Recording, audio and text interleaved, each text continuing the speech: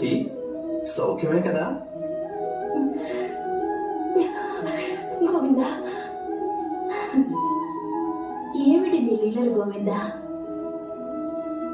ఎప్పుడు నాకు నీ సహాయం అవసరమైనా ఆ క్షణమే నీవు ప్రత్యక్షమవుతావు. సహాయమా?